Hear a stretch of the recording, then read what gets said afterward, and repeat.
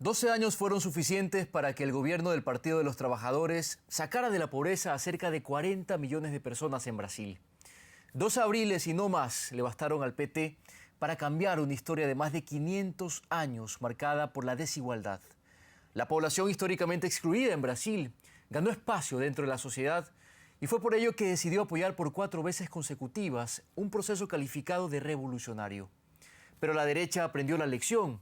Es así como en la última derrota electoral se dio cuenta de que le costaría mucho recuperar el poder en las urnas y decidió tomarlo a través de un artificio, un proceso vestido de legalidad, pero profundamente injusto.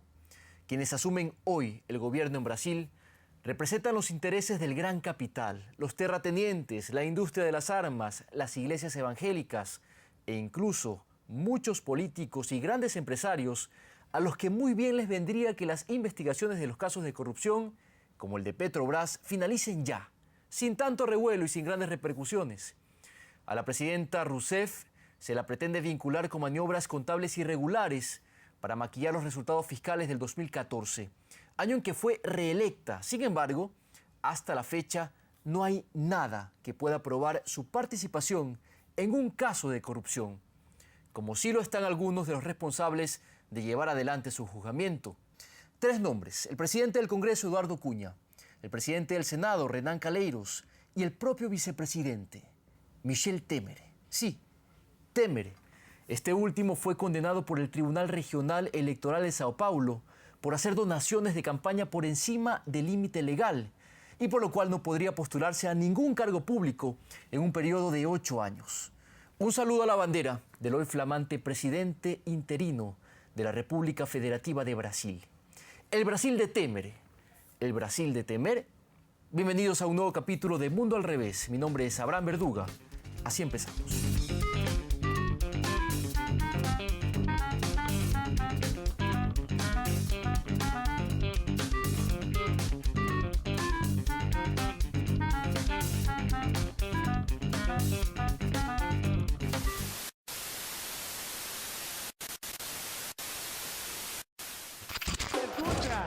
Espectacular del Mineirão. Arrancan los primeros 45 minutos Brasil.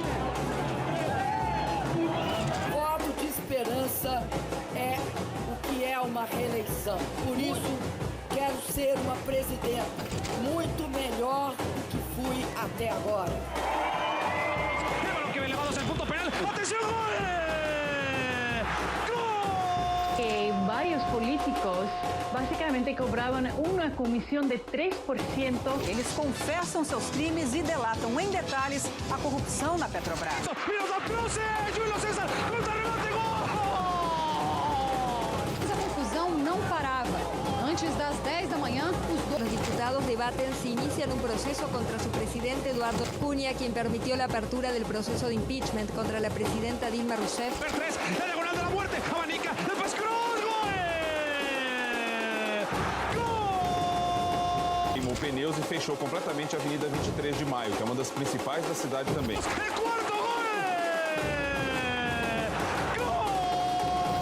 la policía brasileña allanó este viernes la casa del expresidente Luis Ignacio Lula da Silva. ¡Engancha! ¡Quinto! ¡La Alemania! Acabou formando um grande congestionamento que se estende até agora. Lam, lo sirve el sexto gol, la Alemania. La Cámara de Diputados debe decidir el domingo si avanzará el juicio político para alejar del poder a Dilma Rousseff. Es cultura, ahorita lo hablamos, golazo. Entonces, Rousseff sería apartada de su cargo por hasta 180 días. Oscar, gol. Gol de Brasil. Y lo festejan algunos. A democracia é o lado certo da história. Jamais vamos desistir. Jamais vou desistir de lutar. Muito obrigado a todos.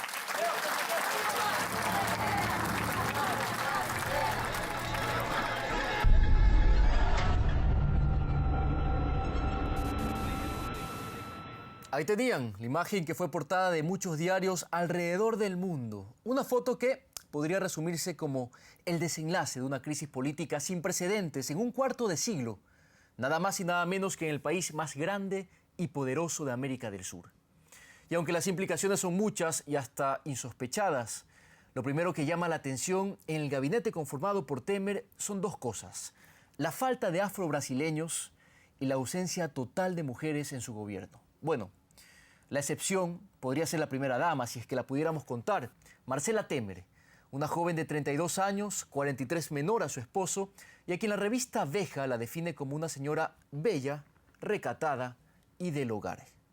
El gobierno de Temer comienza bien, escribió en Twitter Silas Malafaia, un famoso evangelista de la televisión brasilera y autor del exitoso libro Cómo vencer las estrategias de Satán. Será capaz, agrega Silas, de borrar del mapa la ideología de las izquierdas patológicas. ¿Qué tal? Bueno, por lo pronto Temer ha logrado reducir el número de ministerios de 32 a 24. Disminución significativa si consideramos que de un plumazo, Cultura dejó de ser ministerio, las secretarías de Derechos Humanos, Igualdad Racial y Mujeres desaparecieron y a cambio se potencian otras carteras de Estado como la de Agricultura, a cargo ahora de Blairo Maggi, personaje que el New York Times lo describe como un magnate de la soya que ha deforestado grandes extensiones de la selva amazónica y a quien Greenpeace le otorgó el galardón de Motosierra de Oro en el año 2005 por favorecer la tala ilegal de árboles. O a la cartera de Relaciones Exteriores con su nuevo canciller, José Serra, primer no diplomático al frente del Palacio de Itamaraty, un enemigo declarado de Mercosur y socio estratégico de la petrolera Chevron, esto según revelaciones de Wikileaks. Pero, ¿quién es el hombre detrás de ellos? ¿Cuál es el pensamiento político del hombre encargado de llevar las riendas del país por 180 días? Conversamos con Marcelo Falac, un especialista en el tema Brasil. Marcelo es jefe de internacionales del diario Ámbito Financiero de Argentina y analiza el perfil de Michel Temer, de quien reconoce una hoja de ruta ambiciosa para un gobierno extremadamente frágil. Bueno, Michel Temer es un hombre que hasta hace poco fue presidente del principal partido de Brasil, del Partido del Movimiento Democrático Brasileño, que es la mayor maquinaria política de ese país, pero no es un partido que tenga bases programáticas demasiado fuertes. Hay una predominancia de sectores de centro derecha, muy afincados en caudillismos regionales, y por otro lado también que muy hábilmente ha logrado implantarse de modo dominante en todos los poderes del Estado. Tanto que, junto con Dilma Rousseff, accedió a la vicepresidencia, que ahora vemos lo clave que resultó, a la presidencia de la Cámara de Diputados y a la presidencia del Senado Federal, nada menos. Este lugar es el que le permitió desmarcarse del gobierno de Dilma en un momento determinado, constituirse en el fiel de la balanza para provocar un cambio político y hoy tener nada menos que al presidente de Brasil, aunque sea con carácter interino. Es un partido al que le ha costado mucho generar votos a nivel federal, a pesar de que ha sido fuerte en las regiones y tiene las bancadas legislativas más importantes. Temer es un hombre que siempre ha tenido un perfil discreto, un bajo perfil, que evidentemente ha activado durante meses en pos de este desenlace. Recordamos todavía lo que fue su ruptura con Dilma Rousseff a través de una carta incendiaria en su momento, justo en el momento adecuado en el que ya el engranaje del juicio político estaba puesto en marcha. Sus ideas son de centro derecha, son de tono de libre mercado, pro empresa, pero ahora va a tener una dificultad muy importante, me parece. La tentación de su ala económica es aplicar políticas de ajuste y de shock que equilibren rápidamente las cuentas fiscales. Su carácter interino y la precariedad justamente de sus bases de apoyo van a significar un límite para estas pretensiones. De cómo se dirima esta puja dependerá que sufra un desgaste mayor o menor. Es difícil promover un ajuste muy importante y a la vez legitimar un gobierno que nace débil, rehén de las fuerzas del Parlamento y con una legitimidad muy cuestionada. Algo más. A decir de un informe publicado este lunes por el diario O Estado de Sao Paulo, 12 de los 24 ministros que integran el nuevo gabinete del presidente en ejercicio de Brasil recibieron donaciones de las empresas involucradas en la trama de corrupción que operó en Petrobras. Precisamente el escándalo que manchó al partido de Dilma y creó la oportunidad perfecta para justificar lo que muchos califican como un golpe de Estado de características similares al que sucedió en el año 2012 contra el presidente paraguayo Fernando Lugo. A mí me parece que hablar de golpe por parte de Dilma Rousseff es la línea de defensa esperable que ella podría ensayar en una coyuntura tan dramática que implica su apartamiento temporal del poder y muy probablemente ya un hecho consumado, su apartamiento definitivo. Sí me parece desde una perspectiva política, como observador y como analista, que no es propio de hablar de un golpe y mucho menos de un golpe a la paraguaya, en el sentido de que en el caso brasileño un procedimiento que formalmente comenzó en octubre de 2015, siguió un trámite extenso en las dos cámaras del Congreso, que en las dos cámaras del Congreso fue votado el impeachment con más de 2/3 de los votos, cuando, por ejemplo, en el caso del Senado, en la votación que abrió el procedimiento y que implicó la suspensión de Dilma, solo hacía falta la mayoría absoluta, una mayoría absoluta de 41, hubo finalmente 55 votos, un proceso que fue monitoreado a lo largo de todo su desarrollo por el Supremo Tribunal Federal, un Supremo Tribunal Federal en el cual 8 de sus 11 magistrados fueron designados durante los gobiernos del Partido de los Trabajadores. Me parece que hablar de un golpe a la paraguaya, de un golpe exprés como el que sufrió Fernando Lugo, no es apropiado. Ahora bien, ¿esto significa que el procedimiento es impecable, no tiene máculas, no es sospechable de ninguna manera de ser producto de una suerte de conspiración política? No, creo lo contrario. Creo que es un proceso políticamente muy sucio que se basa en una justificación jurídica para simplemente generar un cambio de gobierno a partir de una modificación de las mayorías parlamentarias, del humor social, en función de una crisis económica muy aguda, en función de un goteo que se fue produciendo de denuncias de corrupción que fueron horadando al gobierno, a pesar de que esas denuncias nunca tocaron directamente a Dilma Rousseff. Sí me parece que es un proceso político cuestionable, que sienta un precedente peligroso para la democracia y que debe ser visto con preocupación por todos los mandatarios que en determinado momento puedan afrontar una situación de debilidad política y de pérdida de mayoría legislativa. Un precedente peligroso para la democracia que motivó que dos países, El Salvador y Venezuela, retiren a sus embajadores instalados en Brasil. Y hemos tomado la decisión de no reconocer a ese gobierno provisional. No vamos a reconocerlo porque hay una manipulación política. Además de los comunicados emitidos por Cuba, Bolivia, Ecuador y Nicaragua, y del propio secretario general de UNASUR, Ernesto Samper, quien advirtió que la inestabilidad institucional en Brasil compromete la gobernabilidad democrática en Sudamérica. Francisco Sierra, director del Centro Internacional de Estudios Superiores para América Latina, CIESPAL, no tiene reparos al calificar que lo ocurrido en Brasil fue un golpe, pero uno de características muy particulares, aunque cada vez más frecuentes en América Latina. Esto dijo. Estamos asistiendo a un golpe mediático, un golpe de Estado. No me gusta el calificativo de golpe blando porque al fin y al cabo es una vulneración de los principios constitucionales y de la democracia. Y es una pauta que se ha venido dando en las últimas décadas. Los golpes contemporáneos no son stricto sensu militares como eran tradicionalmente en la década de los 70 o en el caso de Brasil en 1964, pero obedece a la misma práctica que es de algún modo eliminar todas las reglas del juego democrático y escenificar, ya lo hizo en su momento también el Grupo Globo en Brasil y lo vuelve a hacer en este proceso que ha sido una escalada emocional y de manipulación informativa desde la campaña que ganó en la segunda elección en su mandato la presidenta Dilma. Ese proceso ha sido intensivo, incluso vulnerando principios básicos como el derecho de reunión, de manifestación, de acceso libre a la información, porque también se han bloqueado con frecuencia cuando ha habido movilización contra el golpe de Estado en las redes sociales. Hay que recordar que una de las acciones importantes del gobierno Dilma, justo en esta recta final, ha sido firmar toda la política de liberalización democrática de Internet. Se da un fenómeno en Brasil que es denominado por la academia como coronelismo electrónico. Muchos diputados corruptos que han auspiciado este golpe de Estado están involucrados en casos de corrupción y tienen sus medios locales, de tal manera que garantizan su continua reelección en su circunscripción electoral. Ese coronelismo tiene su máxima expresión en el Grupo Globo, en un virtual monopolio.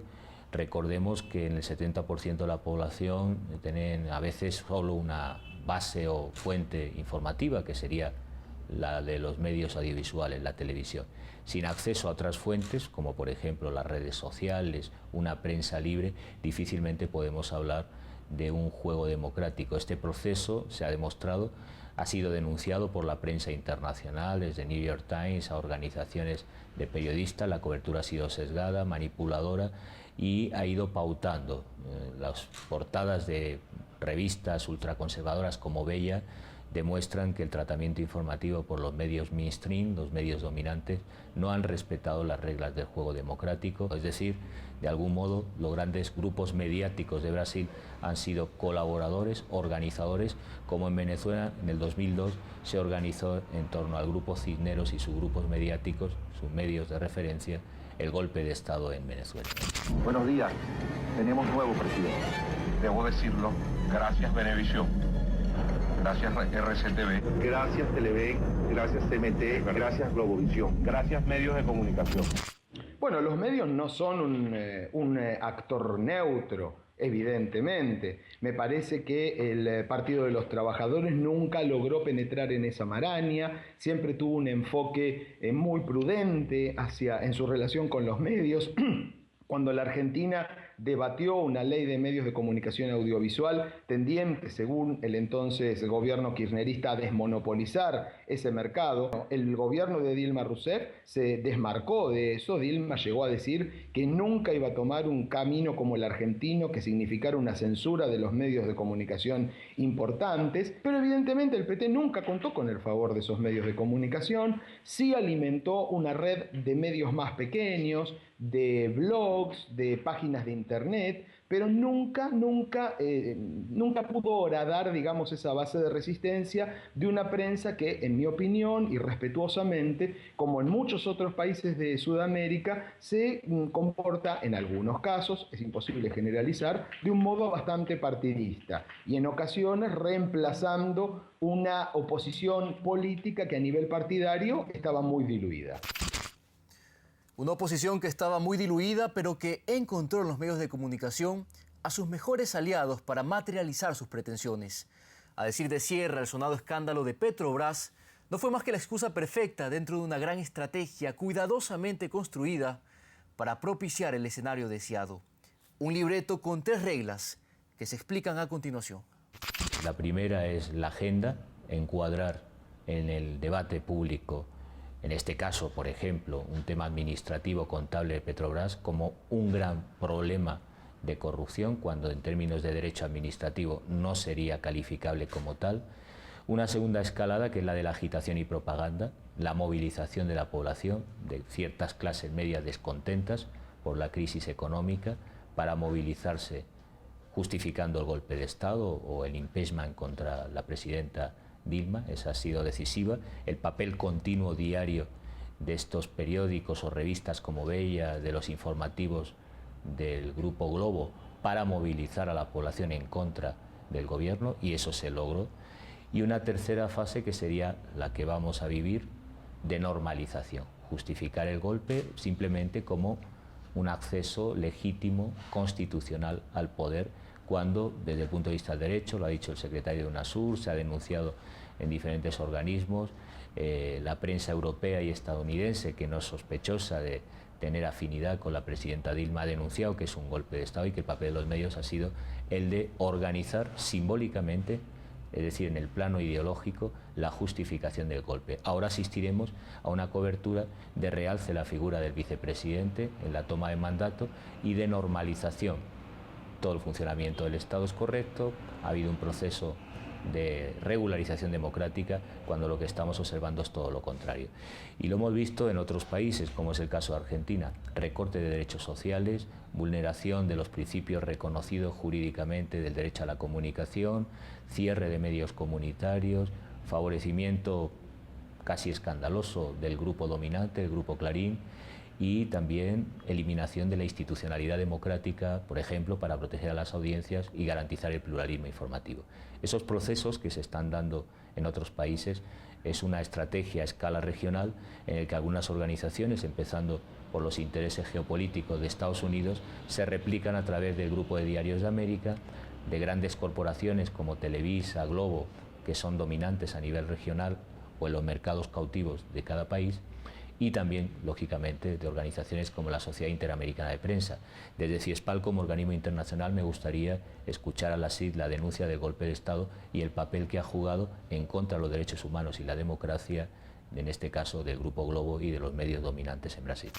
Y no se despegue de su pantalla. Al retorno volvemos con algo muy interesante. Wikileaks, con más revelaciones sobre el flamante presidente de Brasil, Michel Temer. No se aparten.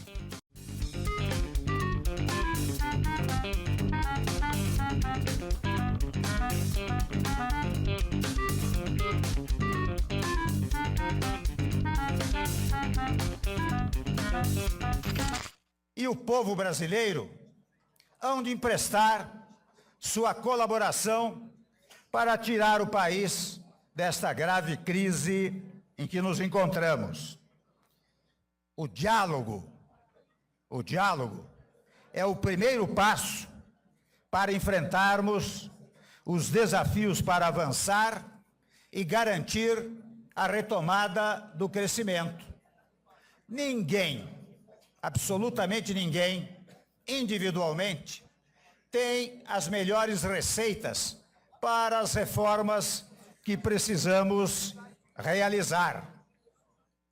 Mas nós, governo, parlamento e sociedade, juntos vamos encontrá-las. Póngale atención a esto. Según Wikileaks, organización dirigida por Julian Assange, el presidente interino de Brasil fue informante de la Agencia Central de Inteligencia de Estados Unidos. Según el portal, Temer mantenía constante comunicación con la embajada norteamericana para intercambiar información clasificada como sensible y solo para uso oficial.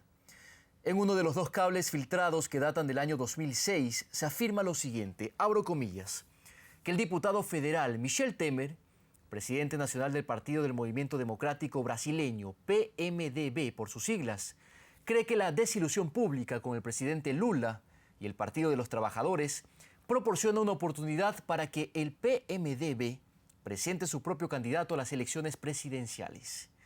A este dato revelador se le suma otra coincidencia. Conozcan a Liliana Ayalde, embajadora de Estados Unidos en Brasilia desde el año 2013, la misma diplomática que dirigió la misión norteamericana en Asunción, Paraguay, hasta unos meses antes del golpe parlamentario contra el expresidente Fernando Lugo el 22 de junio del año 2012.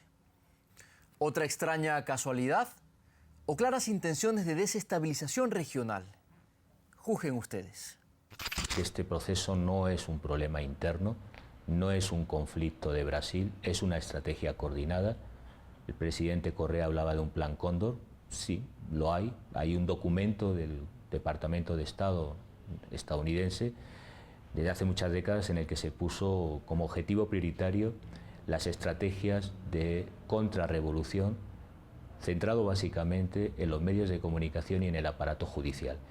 Ese es un plan que llevó a Ronald Reagan al poder y que aplicó en América Latina insistentemente. Recordemos la guerra sucia mediática que se llevó en Nicaragua. Ese tipo de intervenciones en Chile, en el caso de Argentina, en Venezuela, en Nicaragua en los 80, se replica porque la historia tiene una continuidad. Y hay varios instrumentos para ello. Uno básico es la concentración. Estamos hablando de un sistema de información hiperconcentrado, con participación accionarial en muy pocas manos, en muy pocas familias. En el caso de Brasil, prácticamente 6 familias controlan el 80% del poder mediático. Esas familias están participando en sectores estratégicos de la economía, no solo en el petrolero, sino en ámbitos de las telecomunicaciones, de la banca, y están interconectados con los grandes poderes transnacionales, fundamentalmente los países del norte. Este es el primer factor. El segundo es que las fuentes de información que dan estos medios están muy limitadas. En la cobertura que se ha dado de esta situación que vive Brasil no han aparecido los movimientos sociales, ni el movimiento de los sin tierra, ni los sindicatos, ni las organizaciones ciudadanas. Exclusivamente 3 o 4 ONGs que se han demostrado que están financiadas por la USAID, Estados Unidos, y que además en esa estrategia han tenido una sobreexposición en los medios, invisibilizando las movilizaciones mayoritarias del pueblo brasileño. Recordemos que son más de 54 millones de votos los que ha tenido el gobierno del PT cuando se han dado procesos de defensa de Lula o de la presidenta Dilma en este proceso que hemos vivido. La tercera sobremanera es la estrategia de guerra psicológica encadenada en diferentes etapas. Por ejemplo, estableciendo una situación de caos, inestabilidad, de falta de gobernanza falsa, la prueba desde el punto de vista de los indicadores económicos en el país, viviendo el contexto que vivimos a nivel mundial, en términos económicos, podríamos, si hacemos una comparativa con España, con Estados Unidos o con Inglaterra, la situación de Brasil económicamente más estable. Sin embargo, la cobertura que se ha dado por parte de los noticieros de Globo generaban esa sensación de caos, inestabilidad, falta de, digamos, transparencia económica, que dista mucho de lo que demuestran todos los organismos como la CEPAL. Es decir, la situación económica en Brasil es estable, el empleo sí ha bajado, pero hay unas condiciones muy óptimas respecto a otros países del contexto regional, a nivel internacional también. Pero en el trasfondo está la situación geopolítica latinoamericana, es decir, la vuelta a la hegemonía de Estados Unidos que había perdido en las últimas décadas en la región. Para Marcelo Falac, es la corrupción la causa principal del panorama político en Brasil. Un mal del que no ha podido escapar el partido oficialista tras 13 años en el poder. Por las denuncias de corrupción, que no son nuevas, que comenzaron con el Mensalao en el primer mandato de Lula da Silva. En el Mensalao y en el Petrolao lo que vemos es un esquema repetido, similar, equivalente, que tiene que ver con el uso de la maquinaria del Estado para la generación de negocios espurios que permiten generar un dinero negro que a su vez financia campañas políticas y, entre comillas, la compra de bancadas y de mayorías parlamentarias que las elecciones no le dieron en ningún momento al Partido de los Trabajadores. Ese goteo fue, creo que muy sabiamente, entre comillas, administrado por sectores del Poder Judicial, con una aplicación selectiva del derecho, con una prensa que en muchos sectores también solamente enfatizaba las denuncias que tocaban al Partido de los Trabajadores y sus aliados y que ponía a salvo o hacía pasar desapercibidas las denuncias que tocaban a importantes dirigentes opositores. El nuevo gobierno de Brasil, de Michel Temer, en su propio gabinete tiene personas mencionadas en el Petrolao, en el esquema de corrupción de Petrobras. Esto es un potencial desestabilizador y potencialmente la crisis puede continuar en la medida en que el propio presidente interino tiene pedidos de juicio político que dependerá de que el futuro presidente de la Cámara de Diputados actúe como un tamiz, los filtre y los invalide o que les dé andadura. A partir del precedente de lo que acabamos de ver y en tanto las condiciones políticas e institucionales no cambien en Brasil, los poderes ejecutivos serán rehenes de un parlamento con mayorías, por supuesto, y alianzas variables. La culpa la tiene Dilma, se titula un interesante artículo publicado en el portal de Telesur. Su autor es Alberto Rodríguez, periodista y escritor mexicano. Una crítica severa pero necesaria, que apunta a las contradicciones del proceso progresista en Brasil. Una realidad donde se pueden ver reflejados otros gobiernos de líneas similares, llamados a no abjurar de esos ideales originarios que motivaron sus luchas. Las revoluciones democráticas en América Latina enfrentan hoy una arremetida sin precedentes. De ahí su obligación de ejercitar la autocrítica y reinventarse so pena de caducidad.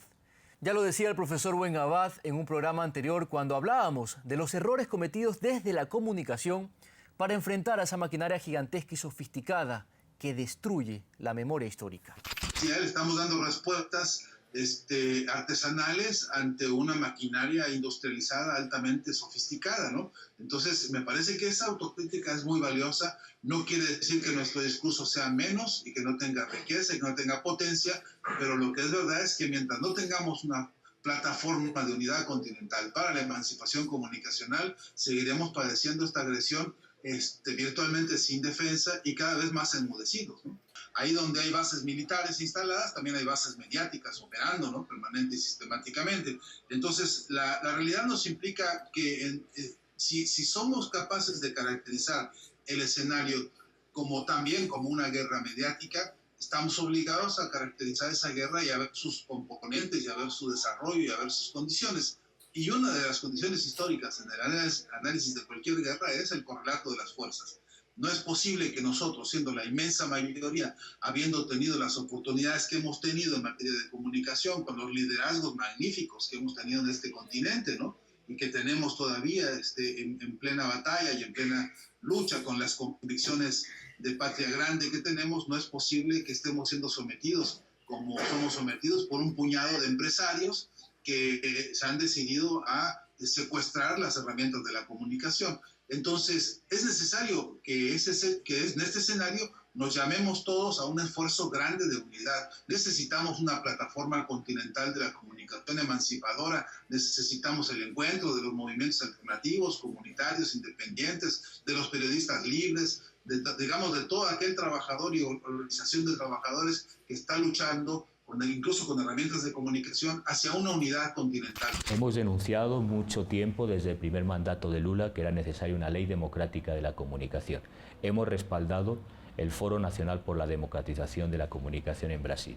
Y lo que tenemos hoy día es resultado de no haber diversificado el espectro, de haber pactado con el Grupo Globo un sistema concentrado de poder que no respeta la democracia, que no garantiza los derechos humanos, que no hace posible el pluralismo informativo en el sistema mediático brasileño.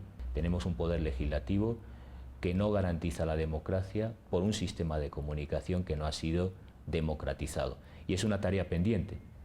Se habló de un proceso constituyente en la segunda elección de Dilma, pero ahora es muy evidente que necesitamos, como en Argentina, como en Ecuador, una estructura de medios con un sector público fuerte, con un sector de medios de comunicación en el que accedan a diferentes culturas y sectores de población que hay en el Brasil, y desde luego un sector privado como el Grupo Globo que tenga su cuota de mercado, pero que no domine absolutamente, como ha sucedido hasta ahora, todo el espacio simbólico, público, democrático, donde se delibera y donde se pueden construir otros poderes paralelos. Digamos que ha habido un cambio radical.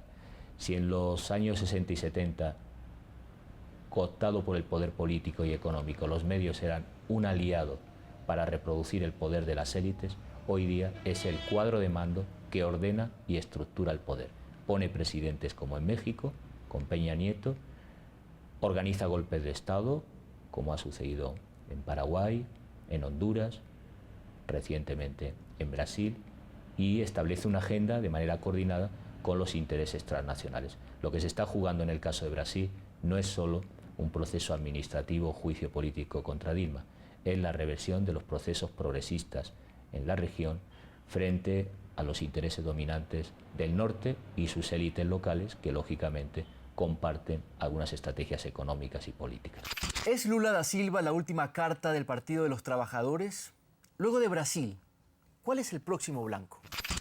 Hoje, nós estamos vivendo um momento em que o ódio é estimulado 24 horas por dia contra o PT. O partido que mais fez política social nesse país e o partido que em apenas 12 anos mudou a história desse país. Demos cara aos trabalhadores, demos cara e cidadania aos pobres desse país, demos tudo o que eles nunca tiveram. Por isso, o ódio estimulado de pessoas que não sabem repartir os espaços públicos com aqueles do andar de baixo. Eu estou tranquilo, e é por isso que eu discuto essa coisa com muita tranquilidade, porque eu tenho dito o seguinte: eu duvido que tenha um empresário, amigo ou inimigo, que diga que um dia discutiu 10 centavos comigo.